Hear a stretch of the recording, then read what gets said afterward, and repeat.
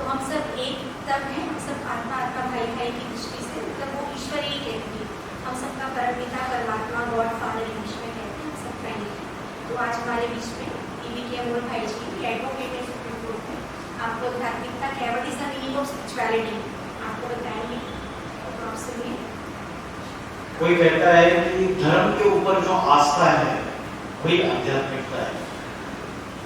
चाहे मुस्लिम है, चाहे क्रिश्चियन से, चाहे हिंदू है, हर एक की अपने अपने धर्म के ऊपर आस्था है, तो उस आस्था को ही आध्यात्मिकता का नाम दिया जाता है। कोई कहता है कि जो हम योग प्राणायाम करते हैं वो आध्यात्मिकता है।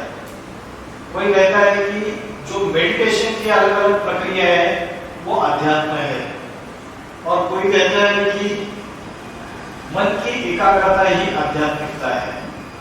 लेकिन इसमें से एक भी, जो भी मैंने चार अलग अलग फैक्टर्स बताए, एक भी आध्यात्मिकता नहीं है।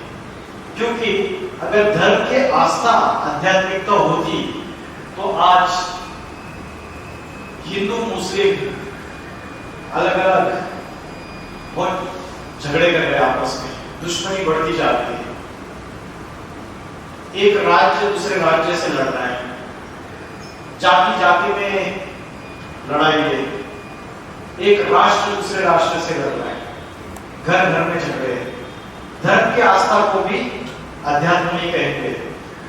जो अलग अलग ये प्राणायाम और देह योग सिखाए जाते हैं, ये तो शरीर को तंदुरुस्त रखने के लिए, शरीर को स्वस्थ रखने के लिए सिखाए गए योग है।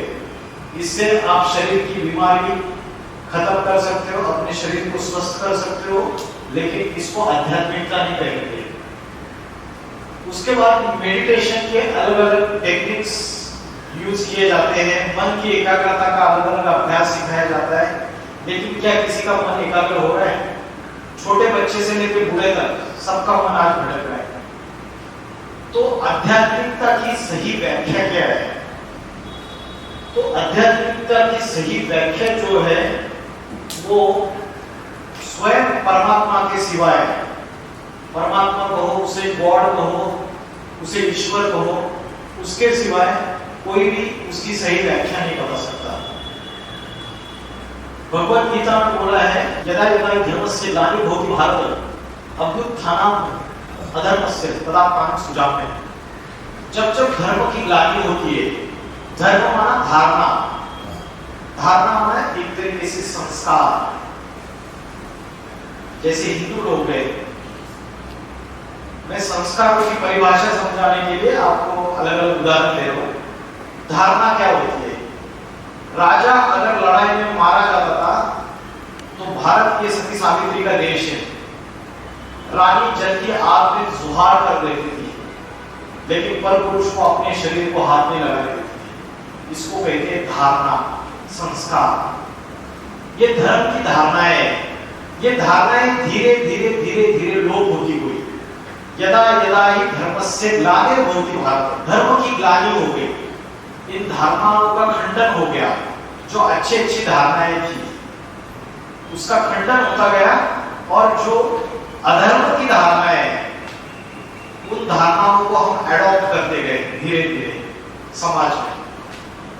तो जब ऐसा समय आता है तो स्वयं परमात्मा अवतरित होते हैं। आज हिंदू मुस्लिम क्रिश्चियन बौद्धी सिख ये मुख्य मुख्य धर्म है, और सारे आपस में लड़ाई झगड़ा कर रहे हैं। एक एक धर्म में उनके अंदर भी लड़ाई झगड़े हैं। मुस्लिम्स में शिया सुन्नी और भी कई तरीके की कैटेगरीज है, उनमें आपस में लड़ाई झगड़े हैं। क्रिश्चियंस में कैथलिक प्रोटेस्टेंट, हिंदूज में है, सभी जगह झगड़े झगड़े झगड़े। तो आध्यात्मिकता की सही परिभाषा कोई साधु संत महात्मा, कोई गुरु गोसाई नहीं बता सकता। उसकी सही परिभाषा स्वयं परमात्मा या ईश्वर या गॉड बता सकता है, उसके सिवा कोई नहीं बता सकता। तो श्रीमद् भगवत गीता में बोला है, अध्यात्म विद्या विद्या नाम। ये अध्यात्म एक ऐसी विद्या है जो सर्वश्रेष्ठ है सारी विद्याओं में। अविद्या विद्या जैसे अलग स्कूल, कॉलेजेस, यूनिवर्सिटीज खुली हुई है, कोई यूनिवर्सिटी में डॉक्टर तैयार होते हैं, कहीं में इंजीनियर्स तैयार होते हैं, कहीं में एडवोकेट्स तैयार होते हैं, कहीं नर्सिंग ऑफिसर्स बनते हैं, अलग अलग ये भी विद्या है। इन सब विद्याओं में अध्यात्म विद्या सबसे सर्वश्रेष्ठ है। परमात्मा आके जो आध्यात्मिक ज्ञान बताता है, जिसके लिए भगवत गीता में बोला है नहीं ज्ञानेन सदृशम पवित्रम इह विद्यते। इस ज्ञान के सिवाय संसार में कोई भी वस्तु पवित्र नहीं है। तो परमात्मा आके जो ज्ञान देता है उस ज्ञान के सिवाय कोई भी वस्तु पवित्र नहीं है। तो अध्यात्म का असली अर्थ है अधि माना अंदर और आत्मा माना आत्मा। आत्मा के अंदर की जो पढ़ाई है या आत्मा के अंदर की जो नॉलेज है उसे अध्यात्म कहते हैं। तो आत्मा क्या है और हमारी खुद की आइडेंटिटी क्या है? हु एम आई? सबसे बड़ा क्वेश्चन है, सबसे बड़ी पहेली है, हु एम आई? मैं कौन हूं? ये क्वेश्चन अगर मैं पूछता हूं तो अलग अलग तरीके के जवाब आते हैं। कोई कहता है मैं तो सुनीता हूं, कोई इस क्वेश्चन का जवाब देता है मैं डॉक्टर हूं, कोई इस क्वेश्चन का जवाब देता है मैं मुस्लिम हूं, कोई इस क्वेश्चन का जवाब देता है कि मैं एक गुड़िया हूं। अलग अलग आंसर्स आ गए। तो असली आइडेंटिटी जो है मेरी या आपकी, वो इन आंसर्स में कहीं भी नहीं थी। क्योंकि जैसे जिसने बोला मेरा नाम सुनीता है, कल उसकी शादी हो जाती है और नाम चेंज हो जाता है। तो ये शाश्वत और परमानेंट आइडेंटिटी नहीं है। हमारी जो परमानेंट आइडेंटिटी है वो क्या है कि हम एक आत्मा है। आत्मा मीन्स एनर्जी। अभी मैं बात कर रहा हूं आपसे, मेरे हाथों से रोशनी निकल रही है, मेरे हाथ हिल रहे हैं। ये जो चैतन्यता है, ये जो लिविंगनेस है, ये चैतन्यता जिस शक्ति के वजह से, जिस एनर्जी के वजह से, जिस पावर के वजह से है, वो है आत्मा। उसको बोलते हैं बीइंग। एक होता है ह्यूमन स्केलेटन। ह्यूमन स्केलेटन जो है उसमें जब एनर्जी प्रवेश करती है तो उसे कहा जाता है human being. Being means energy and that energy is nothing but soul. ये 5 तत्वों का शरीर है जिसको हम कहते हैं प्रकृति। जल, वायु, अग्नि, पृथ्वी और आकाश, इन 5 तत्वों का ये जो पुतला है शरीर, इस प्रकृति को कंट्रोल करने वाला, इसका राजा, इसको चलाने वाला जो शक्ति है उसे कहा जाता है आत्मा। उसको हम एनर्जी कहते हैं, उसको प्राण शक्ति बोलते हैं, जीव बोलते हैं, अलग अलग नाम दे दिए उसको सभी ने। तो ये जो आत्मा है ये हमारी असली आइडेंटिटी है। लेकिन ये हमारी असली आइडेंटिटी आज हम भूल चुके हैं। मैंने आपको बताया ना आपको ह्यूमन स्केलेटन, जब तक उसमें ये आत्मा प्रवेश नहीं करती तब तक उसे हम जीवात्मा नहीं कह सकते। अभी ये आत्मा, इसकी 3 शक्तियां हैं। उसकी 3 शक्तियां हैं माइंड, इंटेलेक्ट एंड रिसोर्स। मन, बुद्धि और संस्कार। तो जो मन है ये है संकल्प शक्ति, बुद्धि है निर्णय शक्ति, डिसीजन मेकिंग पावर, मन है थिंकिंग पावर। मन में विचार आते हैं, पॉजिटिव, नेगेटिव। ज्यादातर कौन से आते हैं? नेगेटिव। नेगेटिव एनर्जी ज्यादा होती है और उसकी वजह से हम दुखी हो जाते हैं, अशांत हो जाते हैं, अस्थिर हो जाते हैं, अनस्टेबल रहते हैं। तो आत्मा की ये 3 शक्ति है, मन, संकल्प शक्ति। मन चंचल है। श्रीमद् भगवत गीता में बोला है, अर्जुन भगवान को पूछते हैं मेरा मन बहुत चंचल है, ये इतना हठी है, हठी मींस ऑब्स्टिनेट, इतना हठी है, चंचल है और बहुत ही बलवान भी है, और इस मन को मैं कैसे कंट्रोल करूं? तो ये जो मन है इसके ऊपर कई कवियों ने कविताएं की। मन के जीते जीत है, मन के हारे हार। तो ये मनोबल की जो शक्ति है ये हमारी आत्मा की शक्ति है। आज ये मनोबल की शक्ति सभी की कमजोर हो गई। तो ये मन की एकाग्रता अगर बढ़ाते हैं तो आत्मा की शक्ति बढ़ जाती है। तो मन और बुद्धि ये दोनों के दोनों पूरी तरीके से अनस्टेबल और कमजोर हो गए। और हमारे संस्कार कैसे बनते हैं? हम जो कर्म करते हैं, पहले मन में संकल्प आता है, उसके बाद संकल्प आने के बाद, संकल्प माना विचार, माना थॉट, पहले मन में संकल्प आता है, फिर बुद्धि डिसीजन लेती है ये काम करना है या नहीं करना है, सही है या गलत है, और उसके बाद हमारी वाचा से आता है, फिर हमारे कर्म में आता है। तो बीज कौन हो गया? बीज कौन है? मन बीज है। अगर मन के संकल्प अच्छा आएगा, पॉजिटिव आएगा, तो कर्म भी अच्छे ही होंगे।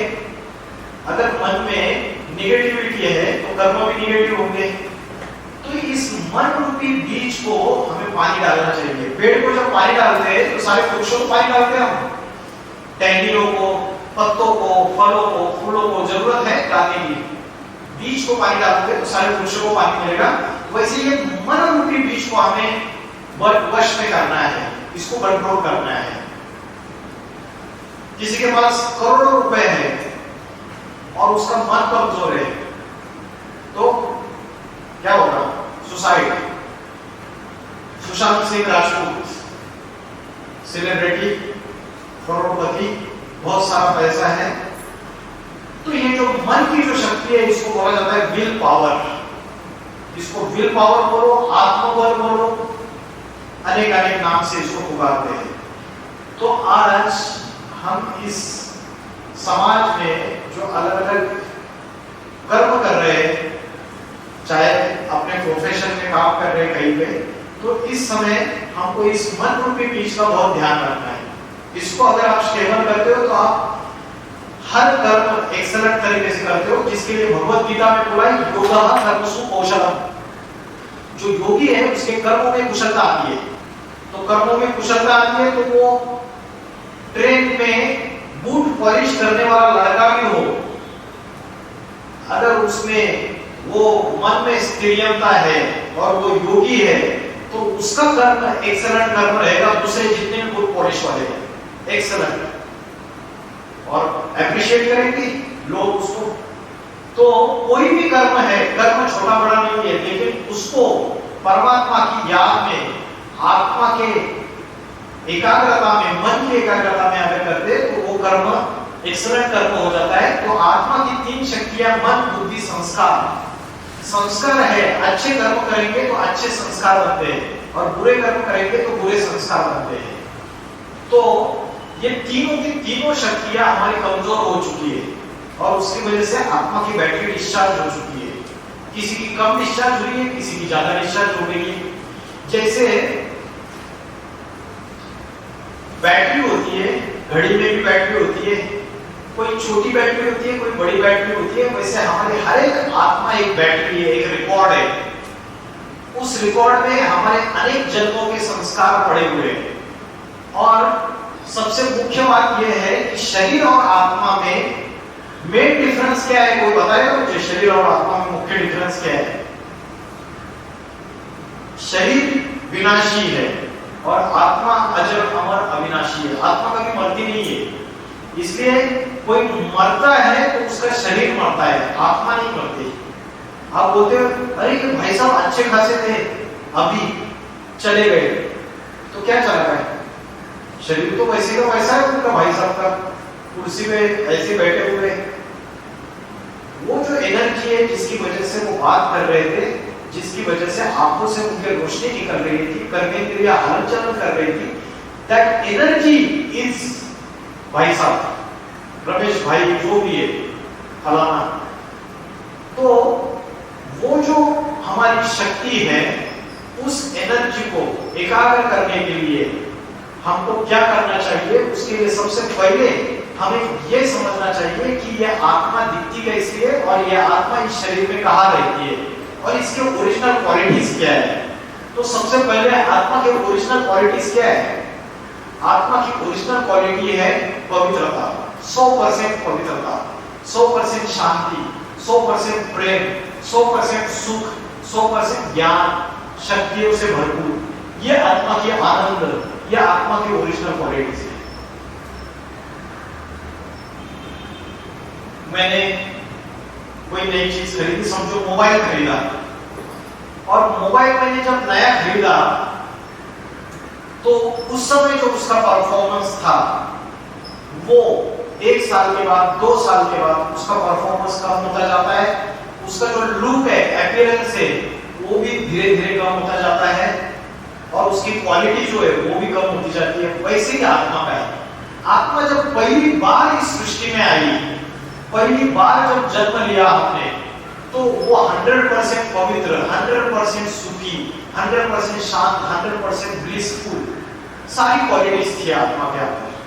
और धीरे धीरे जन्म मरण के चक्र में आते आते आत्मा एक शरीर छोड़ती है, दूसरा शरीर धारण करती है, दूसरा छोड़ती है, तीसरा धारण करती है। जैसे मैं ये कपड़े बदलता हूँ, जिसके लिए गीता में बोला है वांसांसी जीर्णानि यथा विहाय, जैसे वस्त्र पुराना हो जाता है तो नए वस्त्र धारण करते हैं, वैसे आत्मा शरीर रूपी पुराना वस्त्र त्याग करके नया वस्त्र लेती है। तो आत्मा जब एक शरीर छोड़ के दूसरा शरीर धारण करके, तो आत्मा के साथ साथ ये जो मन, बुद्धि और संस्कार, ये तीनों शक्तियां जाती है। शरीर तो वही पड़ा है, लेकिन मन, बुद्धि, संस्कार उसके साथ साथ जाता है। आप बोलेंगे कैसे? इसका प्रूफ क्या है? 5 साल का बच्चा पहली बार लाइफ में उसके तबला सामने आ गया और उसकी उंगलियां उसके ऊपर ऐसे घूमती है, ऐसे ताल, ऐसे लय निकलती है कि 20 साल से रियाज करने वाला व्यक्ति भी परेशान हो जाता है। अरे 20 साल से मैं रियाज कर रहा हूँ, मेरे अंदर वो क्वालिटी नहीं है। आपने खुद के जीवन में भी देखिए, बचपन से आपके अंदर कोई ऐसी विशेषता रहेगी, ऐसी क्वालिटी रहेगी जो आपके परिवार में किसी के पास नहीं है, और बचपन से ही वो क्वालिटी आपके अंदर कहां से आई? तो वो आपके पिछले जन्म में आपके आत्मा के ऊपर, मन, बुद्धि के ऊपर जो भी स्टोर हुआ था, वो आने वाले जन्मों में अलग अलग जगह वो ट्रांसफर होता जाता है।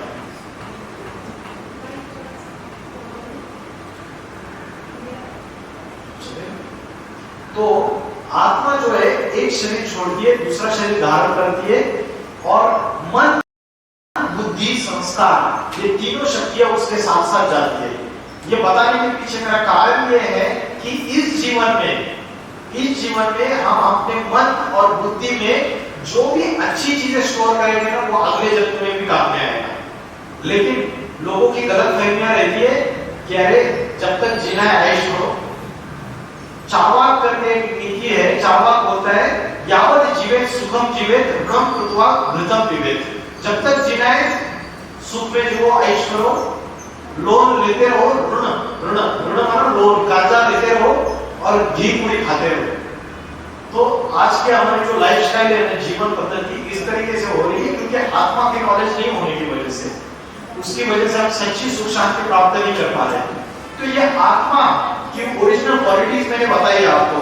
अनेक जन्म लेते लेते बैटरी डिस्चार्ज होते होते ये ओरिजिनल क्वालिटीज हमारी गायब होती जा रही है, और इससे हम सुख और शांति बाहर के साधनों में ढूंढ रहे हैं, बाहर के व्यक्तियों में ढूंढ रहे हैं, फ्रेंड सर्कल में ढूंढ रहे हैं, रिलेटिव्स में ढूंढ रहे हैं, अपने बीवी बाल बच्चों में ढूंढ रहे हैं, अपने रिश्तेदारों में ढूंढ रहे हैं। क्यों? क्योंकि वो चीज हमारे अंदर है लेकिन हम उसको बाहर ढूंढ रहे हैं।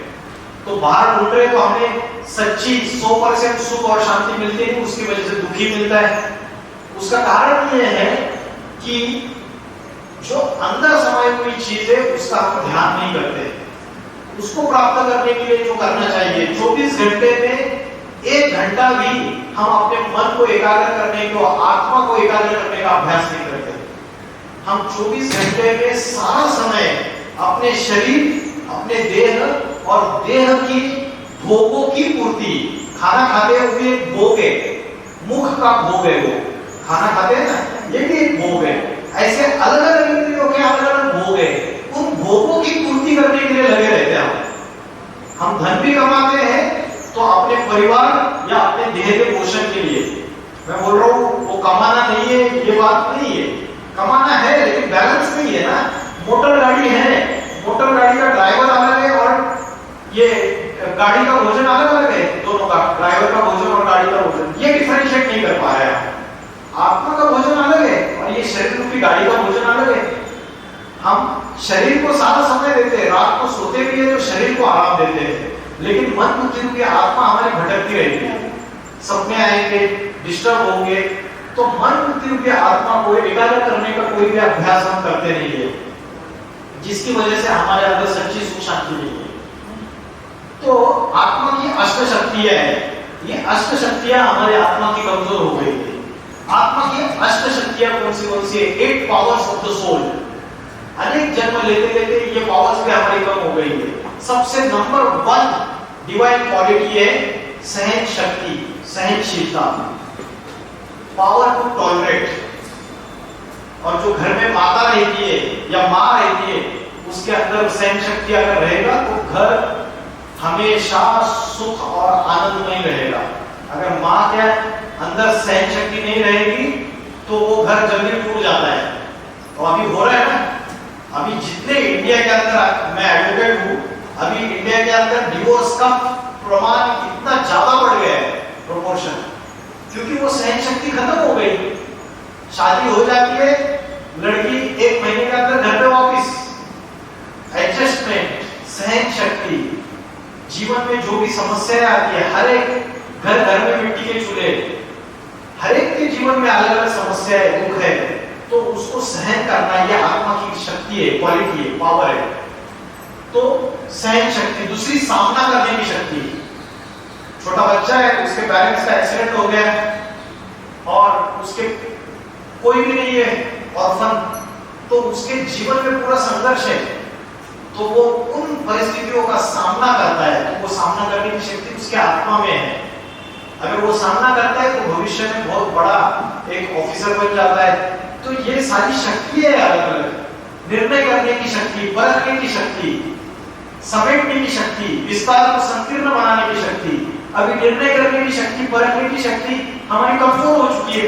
इसकी वजह से जीवन में अलग अलग लोगों से धोखा खाते रहते हैं, हमेशा धोखा खाते हैं, दुखी होते हैं, फिर से धोखा खाते, फिर से दुखी होते हैं, क्योंकि निर्णय करने की शक्ति नहीं, परखने की शक्ति नहीं।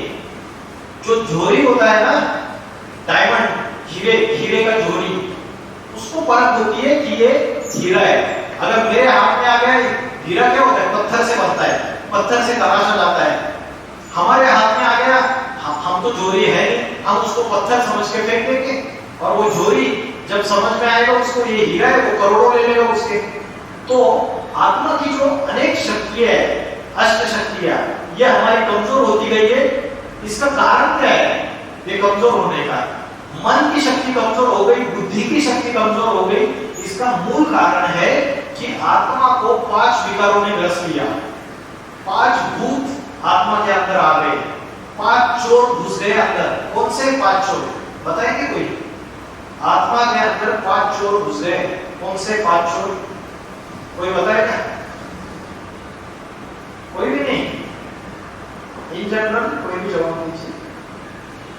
काम, क्रोध, काम मीन्स कामना, इच्छा, और इच्छाओं में सबसे प्रबल इच्छा विषय वासना, सेक्स, लस्ट, ये काम है, ये सबसे मुख्य है, नंबर 1। नंबर 2 क्रोध, क्रोध माना एंगर, गुस्सा। नंबर 3 लोभ, लोभ माना ग्रीड, लालच। नंबर 4 मोह, मोह माना अटैचमेंट। और नंबर 5 अहंकार, अहंकार माना घमंड, ईगो। तो काम, क्रोध, लोभ, मोह, अहंकार, इन 5 विकारों ने आत्मा को ग्रस लिया है पूरी तरीके से। और ये 5 चोर अंदर घुस गए, किसी में कम, किसी में ज्यादा, लेकिन है सबके अंदर, कोई भी नहीं छूटा है। मिनिस्टर से लेके कोई प्रेसिडेंट हो, कोई कुछ भी हो, या जो सेलिब्रिटीज को हम इसमें मूवीज में देखते हैं, कोई भी नहीं छूटा। तो इन 5 विकारों के सारे ग्रसित हो गए, और ये 5 भूत हमारे अंदर घुस गए। उसकी वजह से हमारी आत्मा की शक्ति कमजोर हो गई। अभी हम क्या कर रहे हैं? इनको कैसे भगाना है ये देखना है आपको। इनको भगाएंगे और मन के ऊपर, मन को कंट्रोल करेंगे, एकाग्र करेंगे कि मन घोड़ा है, चंचल है, बार बार भागता रहता है। उसको कंट्रोल करेंगे, उसका जो लगाम है, जो बुद्धि है, उसको जब हम कंट्रोल करेंगे तब जाके हमारी इंद्रियां वश में रहेगी। क्योंकि आत्मा जो है ना, वो राजा है, वो टॉप में बैठता है, यहाँ 2 भ्रुकुटी के बीच में। आप बोलेंगे इसका क्या प्रूफ, आत्मा यहाँ रहती है? उसका प्रूफ है कि भारत की जो कन्या माता है वो यहाँ बिंदी लगाती है,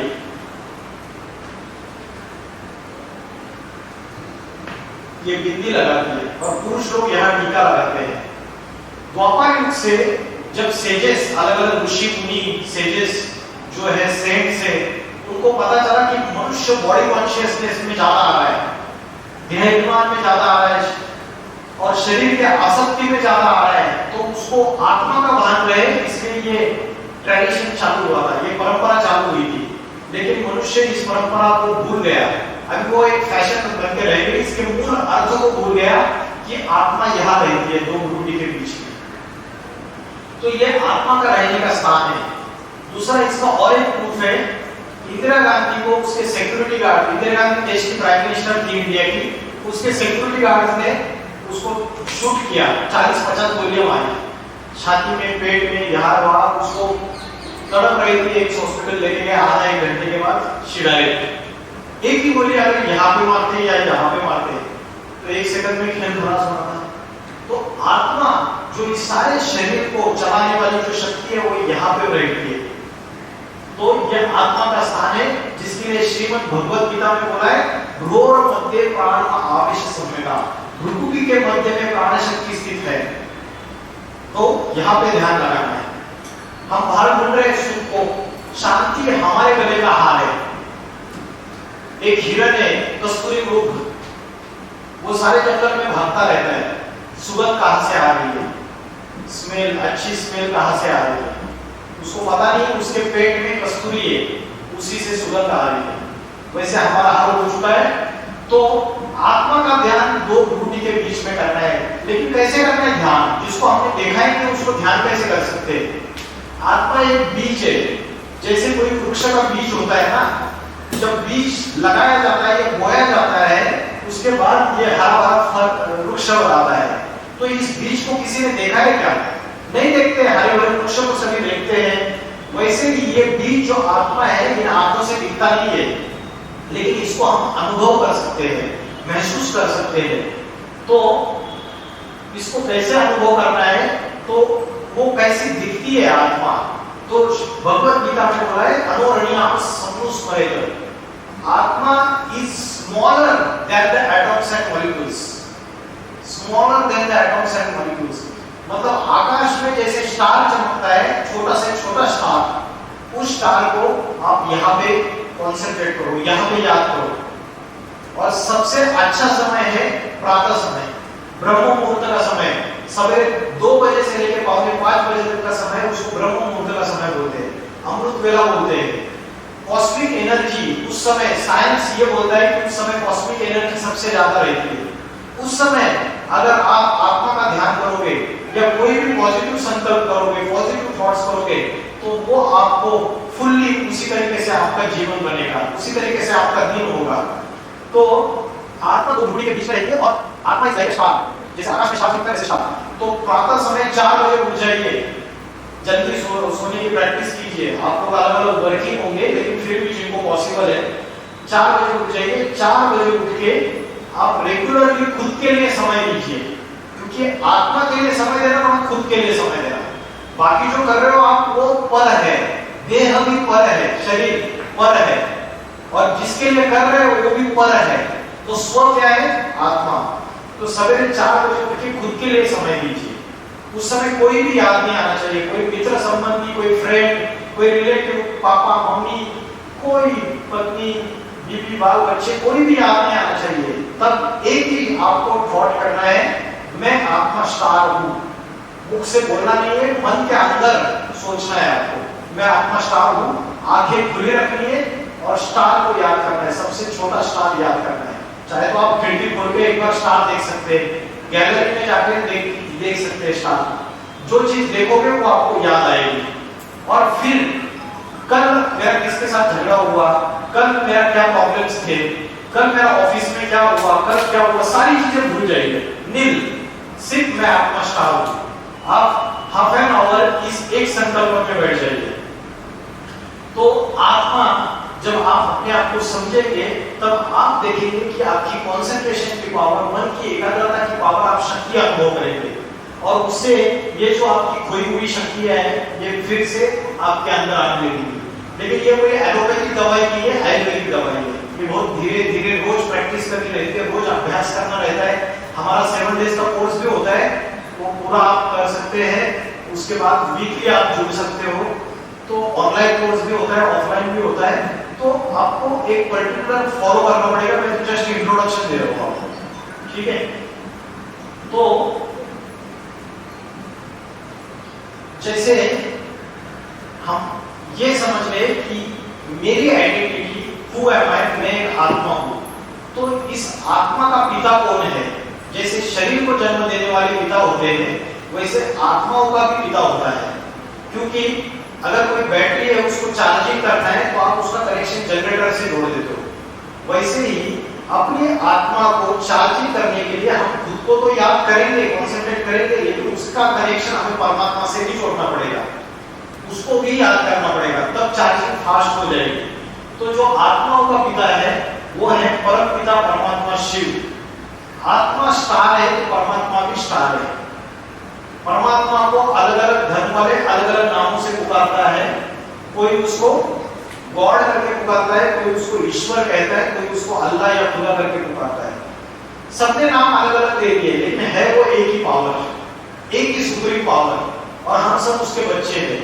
वो एक सुप्रीम फादर है। परमात्मा का अर्थ क्या है? परम माना श्रेष्ठ, श्रेष्ठ माना सुप्रीम, सुप्रीम बीइंग, सब आत्माओं में श्रेष्ठ। तो श्रेष्ठ किस तरीके से? जो शांति का सागर है, ज्ञान का सागर है, प्रेम का सागर है, सुख का सागर है, ocean of love, ocean of knowledge, जिसमें सारी दिव्य शक्तियां, दिव्य गुण समाये हुए हैं, वो सबसे सुप्रीम है सब आत्माओं में। हम सब आत्माएं जन्म मरण के चक्र में आते हैं, और जन्म मरण के चक्र में आने की वजह से सुख दुख के फेरे में आते हैं और पाप पुण्य के चक्र में आते हैं। लेकिन परमात्मा जन्म मरण के चक्र में नहीं आता है, उसको अजन्मा बोला है। तो वो परमात्मा जो है, हम सभी को इस दलदल से, ये जो हमारी समस्या है, इससे बाहर निकालने वाला वो एक ही हीरो है, बाकी कोई भी नहीं निकाल सकता। इसलिए बोलते हैं God father is liberator and guide. तो कभी तो लिबरेट किया रहेगा, तभी तो उसको बोलते हैं God father is liberator and guide. इतने मंदिर बनाए, इतने चर्च बनाए, इतनी मस्जिदें बनाई, तो कभी तो उस भगवान ने आके हमें सभी दुख दर्दों से छुड़ाया होगा, मुक्ति दी होगी। तो कब दिया? तो कब दिया, ये अगर समझना है आपको, तो आपको उसके लिए ये समझना पड़ेगा कि 4 युग कौन से है और अभी कौन सा युग चल रहा है। अभी कौन सा युग चल रहा है कोई बताएगा? कलयुग चल रहा है। और 4 युग कौन से होते हैं? सतयुग, त्रेता युग, द्वापर युग और कलयुग। ये स्वस्तिक का, ये जो स्वस्तिक का ये जो चिन्ह है, इसमें ये 4 युगों को दिखाया है, सतयुग, त्रेता युग, द्वापर युग और कलयुग। सतयुग means golden age, Treta Yuga means it is silver age, Dwapar Yuga is copper age और कलयुग इज आयरन एज। तो इन 4 युगों से ये आत्मा पसार होती है। आत्मा सबसे पहले प्योर, फिर सेमी प्योर और लास्ट में इम्प्योर। इन 3 स्टेजेस से जाती है। अभी इम्प्योर स्टेज चल रही है आत्मा की, हर एक आत्मा की। इन 3 अवस्थाओं से आत्मा गुजरती है इस सृष्टि के चक्र में। तो कलयुग में जब पाप, भ्रष्टाचार, अत्याचार, व्यभिचार, व्यभिचार मींस एडल्ट्रेशन, अत्याचार मींस एट्रोसिटीज, पाप मींस सिंस, अशांति, दुख, आतंकवाद, ये सारी बातें अति में बढ़ जाती है। तब जाके कलयुग का, घोर पापी कलयुग का अंतिम समय शुरू हो जाता है। एक्सट्रीम स्टेज कलयुग की आ गई है।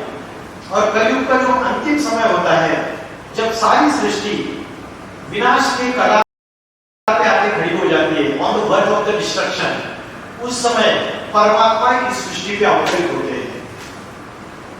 अगर कोई मकान है और मकान में लीकेज हो रहा है, वाटर लीकेज हो रहा है, दीवारों में से क्रैक्स आ गए, तो घर का मालिक क्या सोचेगा? घर का मालिक सोचेगा रिपेयरिंग करेंगे, है ना? बीवी बाल बच्चों को तकलीफ नहीं होना चाहिए। एक बार रिपेयरिंग करता है, 2 बार रिपेयरिंग करता है, 3 बार रिपेयरिंग करता है, 4 बार रिपेयरिंग करता है, लेकिन फिर भी मकान जो है सुधरने का नाम नहीं ले रहा है। मकान और ही टूटा फूटा बनता जा रहा है। तो घर का मालिक क्या करता है? फाइनल सॉल्यूशन क्या है? तोड़ के, किसने बोला? आपने बोला। बोल, तोड़ के नया बनाएगा। लेकिन पहले नया बनाएगा फिर तोड़ेगा ना, या पहले तोड़ेगा और नया बनाएगा? नहीं, तोड़ेगा तो बीबी वाला चिल्ला रहे। पहले नया बनाएगा, बीबी वाला बच्चों को सेफली शिफ्ट करेगा, फिर पुराना तोड़ देगा। वैसे ही परमात्मा इस विश्व का मालिक है, इसलिए उसे जगन्नाथ, विश्वनाथ, गॉड फादर, अलग अलग नामों से आप पुकारते हो। जब यहाँ बच्चे दुखी हो रहे हैं, उसके सृष्टि में ये अशांति दुख आदि में बढ़ता जा रहा है, तब वो परमात्मा कलयुग के अंतिम समय में, जो 100 इयर्स का समय है, पुराने मकान को नया मकान एक चुटकी में तो नहीं बनेगा, क्योंकि वो तो कोई बाबा है, वो मुट्ठी खोलते और लड्डू निकालते हैं, दूसरा बाबा है मुट्ठी खोलता है पेड़ा निकालता है, अपने भक्तों को देता है। भगवान कोई जादूगर सौदागर नहीं है। सारी दुनिया उसको हीरो के रूप में एक्सेप्ट करती है, तो कभी उसने आके इस दुनिया में साधारण मनुष्य शरीर में आके हीरो जैसा प्रैक्टिकल काम करके दिखाया होगा।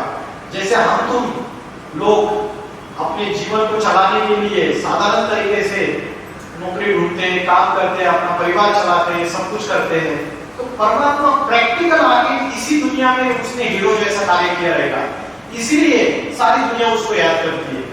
ऐसा रोल प्ले किया रहेगा, ऐसा रोल ना शाहरुख खान, ना नरेंद्र मोदी, ना कोई किसी ने प्ले नहीं किया। तो गॉड फादर आके जो 100 इयर्स में इस पुरानी दुनिया को नई दुनिया बनाने का, इस आयरन एज को गोल्डन एज में परिवर्तित करने का जो काम करता है, वो जो 100 इयर्स का समय उसको बोलते हैं संगम युग। तो वो जो संगम युग है उसकी शुरुआत हो चुकी है 1936 में। कैसे 1936 में शुरू हो गई, कैसे माने हम, और कैसे परमात्मा इस सृष्टि पे आ गया? तो जो परमात्मा है वो इनकॉर्पोरियल है, निराकार है, तो वो किसी साधारण शरीर में प्रवेश करता है, जिसके लिए गीता में बोला है अवजानान्ति मां मूढ़ा, मुझे साधारण तन में आए हुए भगवान को मूर्ख बुद्धि लोग पहचान नहीं पाते। वो साधारण शरीर में आके राजयोगा की शिक्षा देता है। राजयोगा की शिक्षा क्या है मैं आगे बताऊंगा। तो साधारण तन में आके वो ज्ञान देता है, ऐसा ज्ञान देता है जो ज्ञान आज तक कोई भी नहीं दे पाया। संत तुलसीदास, कबीरदास, सूरदास, मीराबाई, अलग अलग गुरु नानक, प्रोफेट मोहम्मद, क्राइस्ट, गौतम बुद्ध, कोई भी धर्मपिता ऐसा ज्ञान नहीं दे पाया। ऐसा ज्ञान भगवान आके देता है कलयुग के अंत में। तो साधारण मनुष्य शरीर में अगर आए तो हम पहचान नहीं सकते असली हीरा कौन है और नकली हीरा कौन है। आज अगर हम मंडी हाउस के मेन चौराहे पे अगर किसी ने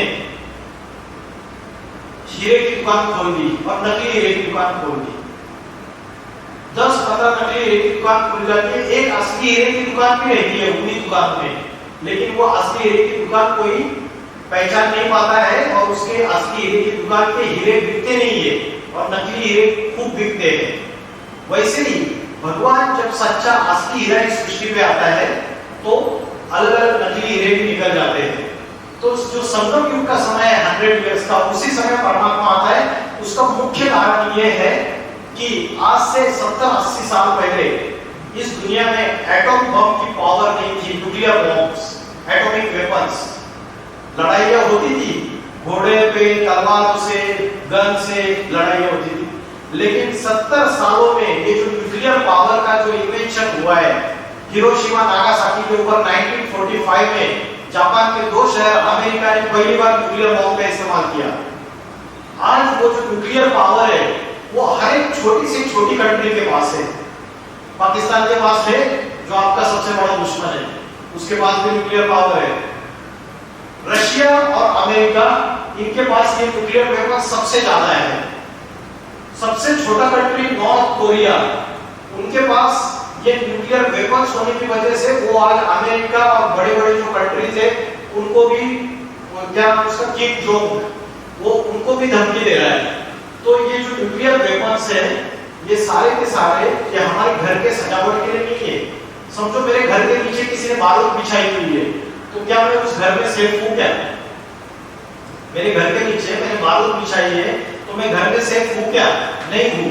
वैसे ही ये जो सृष्टि है, इसमें ये जो अलग-अलग न्यूक्लियर वेपन्स और ये सारे मनुष्य ने तैयार किए हैं, जिसकी वजह से दुनिया अभी वर्ल्ड वॉर 3 और वर्ल्ड वॉर 4 के कगार पे जाके खड़ी हुई है। रशिया यूक्रेन की भी अभी वार चल रही है, और आपने देखा रहेगा यूक्रेन की पॉपुलेशन कितनी है पता है आपको? 2.25 से 2.5 करोड़ है। अपना दिल्ली 2 करोड़ है, दिल्ली की पॉपुलेशन 2.25 करोड़ में से 1 करोड़ के ऊपर तो भाग गए देश छोड़ के।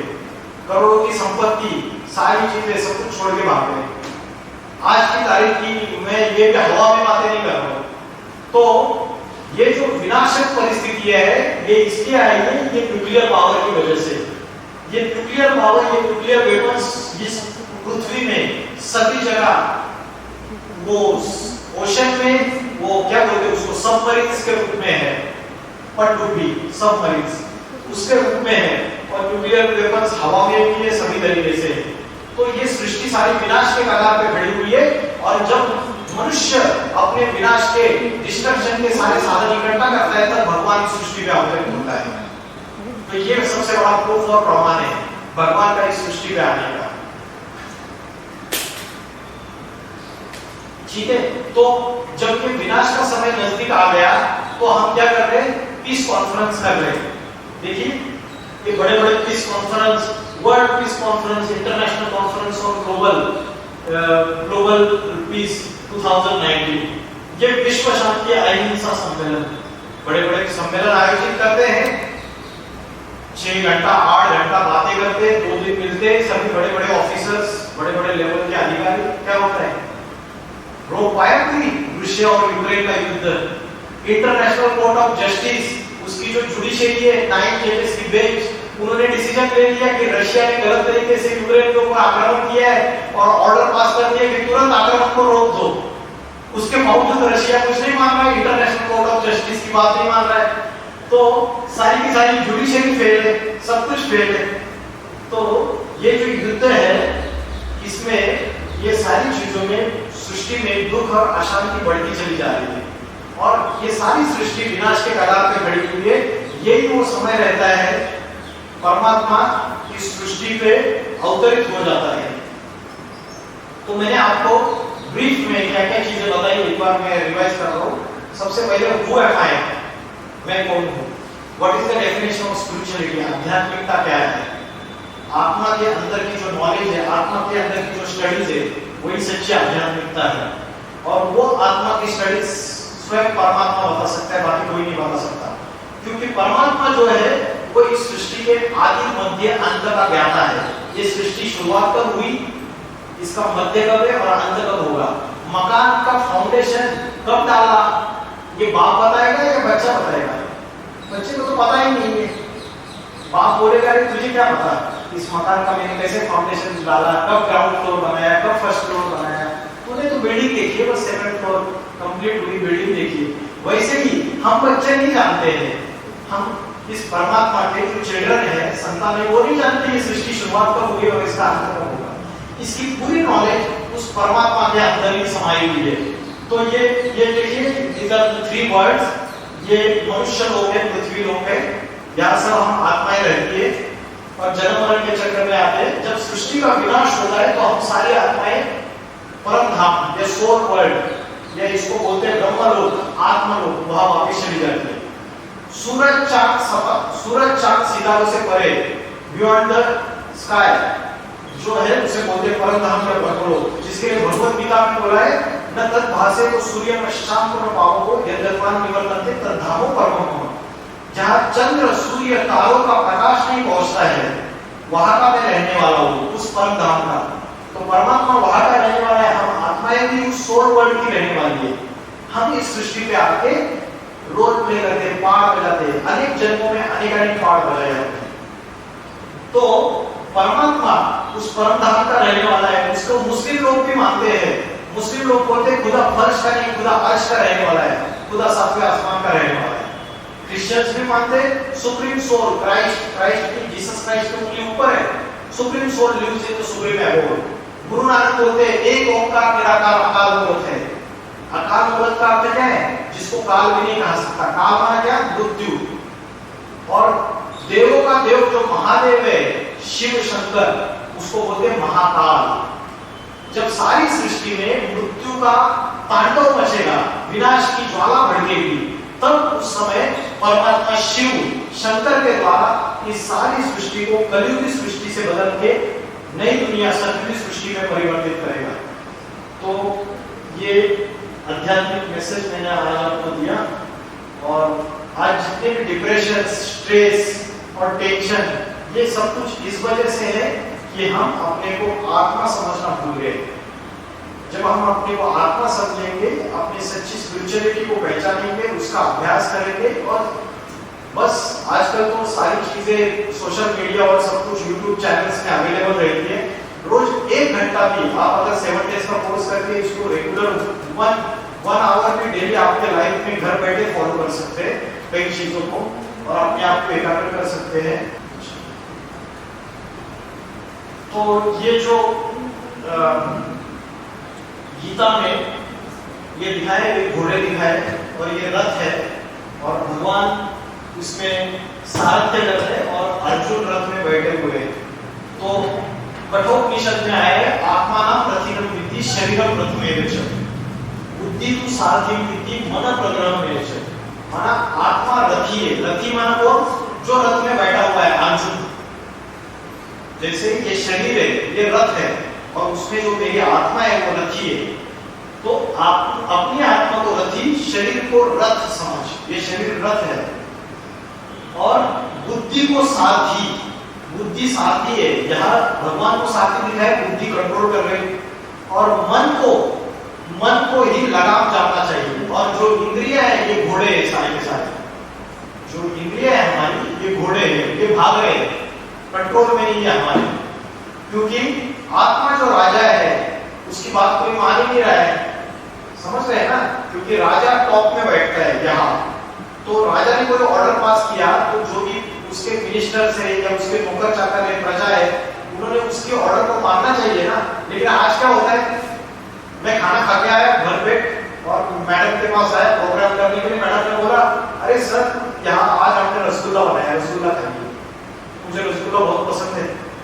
अभी खाना तो खाया हुआ है, अभी बुद्धि ने डिसीजन ले लिया, मन ने बोला अरे बहुत बढ़िया रसगुल्ला है, बुद्धि ने डिसीजन लिया मत खा, खाएगा तो इंडाइजेशन हो जाएगा, वोमिटिंग हो जाएगा, मत खाना। लेकिन मेरी जिह्वा ललचायमान हो गई और मैंने खा लिया। तो मेरे जो इंद्रिय है ये कौन है? नौकर चाकर है। आँख, कान, नाक, जिह्वा, त्वचा और ये कर्मेंद्रिय, हाथ, पैर, ये सारे प्रजा है, ये सारे मेरे नौकर चाकर है, और आत्मा राजा है। इसकी बात अभी ये लोग मान नहीं रहे। क्यों? क्योंकि राजा कमजोर हो गया। तो राजा को पावरफुल बनाना पड़ेगा, तभी ये इंद्रिया संयम में रहेगी, इंद्रिया कंट्रोल में रहेगी। तो जो इंद्रियों को संयम करने का अभ्यास अगर हम करना है तो हमें आत्मा को एकाग्र करना पड़ेगा, मन को कंट्रोल करने का अभ्यास करना पड़ेगा। तो परमात्मा आके हमको राजयोगा की शिक्षा पढ़ाता है। तो राजयोगा की शिक्षा क्या है? तो राजयोगा की शिक्षा जो है ये 4 पिलर्स पे है। ये जो आपको दिख रहा है ये व्यक्ति बैठा हुआ है, और ये सच्चा योगी जीवन और राजयोग जो है ये 4 पिलर्स के ऊपर आधारित है। सबसे पहला पिलर है ब्रह्मचर्य। ब्रह्मचर्य माना पवित्रता। किस चीज की पवित्रता? मन की पवित्रता। मन में किसी के प्रति जलस, ईर्ष्या, द्वेष और किसी भी प्रकार की इच्छा होगा, किसी को दुख देने की कामना होगा, अगर मन में ऐसे संकल्प आते हैं तो वो मन की जो अपवित्रता बोलेंगे उसको इम्प्योरिटी बोलेंगे। तो ब्रह्मचर्य में मन की भी पवित्रता, वाणी की भी पवित्रता। वाणी माना वाचा, हम जो बात करते हैं उसकी भी पवित्रता। हम बातों में किसी को गालियां देते तो पवित्रता नहीं है, और कर्मों में भी पवित्रता। समझ रहे हैं? तो सन्यासी बनना है, घर घाट छोड़ के चले जाना है, भाग जाना है? नहीं, घर बार छोड़ के भागने की जरूरत नहीं है। क्योंकि सन्यासी जो होता है वो शरीर से भले पवित्र रहता है, शरीर की इंद्रियों से भले पवित्र रहता है, लेकिन उसकी मन बुद्धि विषय विषय सागर में गोते खाती है, उसी विकारों को याद करती है। लेकिन नवरात्र में जो 9 साल की कन्या होती है, आपने देखा रहेगा नवरात्र मनाते भारत में, उसमें वो जो सन्यासी है वो 9 साल की कन्या है, उसके चरण उसके सामने माथा टेकता है, उसके चरण धोके पानी से धोके वो जल पीता है। क्यों? क्योंकि सन्यासी को पता है मैं शरीर से पवित्र हूँ, लेकिन ये 9 साल की कन्या शरीर से भी पवित्र है और मन से भी पवित्र है। तो पवित्रता जो है, ब्रह्मचर्य जो है, मन, वचन और कर्म, इन तीनों की पवित्रता, देह की पवित्रता। फिर उसके बाद शुद्ध अन्न। कलयुग में सबसे बड़े 2 दोष है, अन्न दोष और संग दोष। जैसे खाओगे अन्न वैसे बनेगा मन, और जैसे पियोगे पानी वैसी होगी वाणी। अन्न का मन से कनेक्शन है। अगर हम परमात्मा की याद में अपने हाथ से बनाया हुआ भोजन खाते हैं तो उसका हमारे मन के ऊपर अच्छा असर होगा। 5 स्टार होटल में जाते हैं हम, वो बनाने वाला उसके मन में गंदे थॉट्स चल रहे, वो गंदे काम कर रहा है, समझो कुछ गलत काम कर रहा है, गलत चीजों में इन्वॉल्व है, लेकिन खाना टेस्टी बना है, अच्छे अच्छे मसाले डाले, अलग अलग चीजें डाली है, तो खाना टेस्टी तो है, लेकिन जो बनाने वाला है उसके हाथ लगे, उसके हाथों के, उसके दृष्टि के, उसके संकल्प के, उसके वाइब्रेशंस का असर उस अन्न के ऊपर है। जब आप वो अन्न खाते हो तो आपका मन भी वैसे ही बनता है, उसके जैसा ही।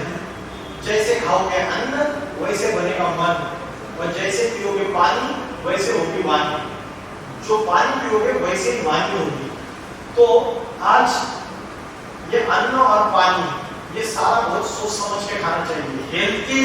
हेल्थ के तरीके से भी, हेल्थ को अच्छा रखने के लिए भी ये चीज है, लेकिन मन और बुद्धि को अच्छा रखने के लिए भी ये इंपॉर्टेंट है। शुद्ध अन्न, उसके बाद दैवी गुण, हमारे अंदर डिवाइन क्वालिटीज होनी चाहिए। तो डिवाइन क्वालिटीज, मीठा बात करना, सबसे किसी को कुवचन नहीं बोलना, शांति धारण करना, सभी से प्यार से पेश आना, दैवी गुण, सहनशीलता धारण करना, समाने की शक्ति। समाने की शक्ति क्या होती है पता है आपको? पावर टू एडजस्ट, समाने की शक्ति। जैसे सागर होता है, समुद्र होता है, वो नदी, नाले, गड्ढे, गड्ढे, जितना भी उसका गंदा पानी है वो सारा अपने अंदर ले लेता है। वैसे ही हम जब रहते हैं, किसी परिवार में रहते हैं, किसी हॉस्टल में रहते हैं, किसी समाज में रहते हैं, जहाँ हम वर्किंग करते हैं, वहाँ कई ऐसे अलग अलग अवगुणों वाले, अलग अलग जिनके अंदर कुछ खामी है, जिनके अंदर कोई प्रॉब्लम है, अलग अलग तरीके के लोग हमें मिलते हैं। अगर अपने अंदर समाने की शक्ति है तो हम उनकी बुराइयों को कचरे जैसा इधर उधर बिखेरेंगे नहीं, हम उनकी बुराइयों को भी अपने अंदर संभालेंगे। ये जो पावर है, ये समाने की शक्ति है, तो ये एक दैवी गुण है। सहन शक्ति, सत्य, अहिंसा, और चौथा है सत्संग। तो कलयुग में 2 दोष है, अन्न दोष और संग दोष। संग तारे, कुसंग बोरे। बैड कंपनी क्या कर देती है? बर्बाद कर देती है। और गुड कंपनी हमें बहुत बड़ी मुश्किलों से, बहुत बड़ी जीवन की समस्याओं से भी पार लगा देती है। तो सत्संग, एक सत्य का संग। तो एक सत्य कौन है? इस दुनिया में तो सारे झूठे हैं, कोई कम झूठा है, कोई ज्यादा झूठा है। एक सत्य है, God is truth, God is one, God is truth. और बोला है सत्यम शिवम सुंदरम। एक शिव ही सत्य है और वही सबसे सुंदर है। सुंदर माना दिखने में सुंदर, गुणों में सुंदर, क्वालिटीज में सुंदर, वर्च्यू में सुंदर, डिवाइन क्वालिटीज। आज शादी भी होती है तो लड़का लड़की क्या देखते हैं?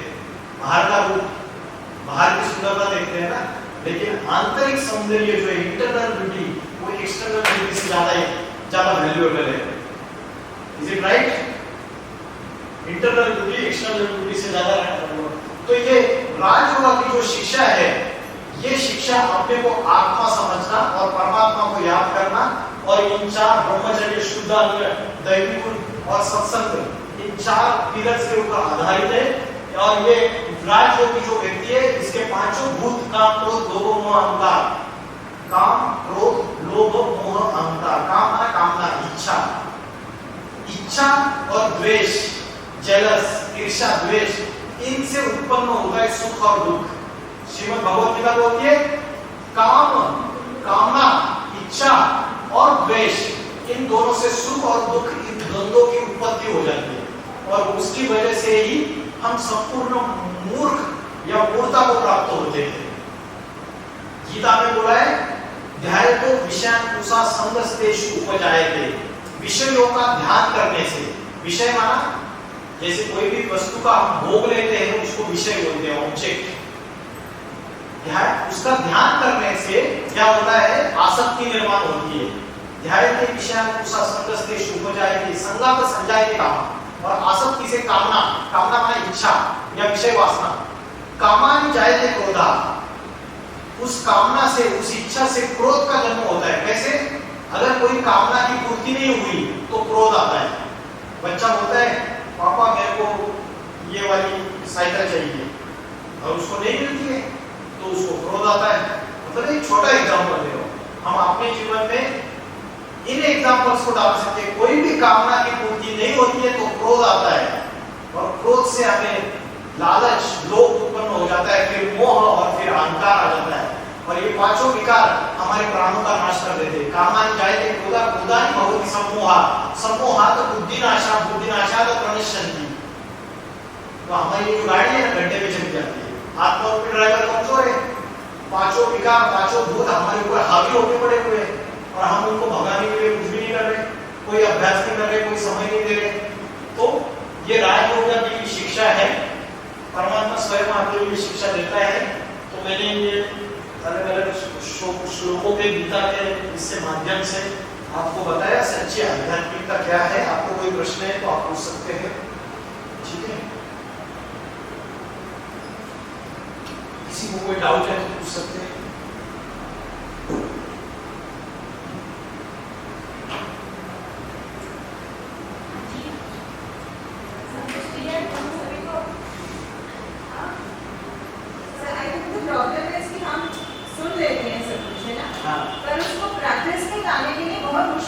प्रैक्टिस में लाने के लिए यही है। Somebody shouts at us, somebody screams at us, you Yes. haven't done this. I mean, I face it myself. Yes.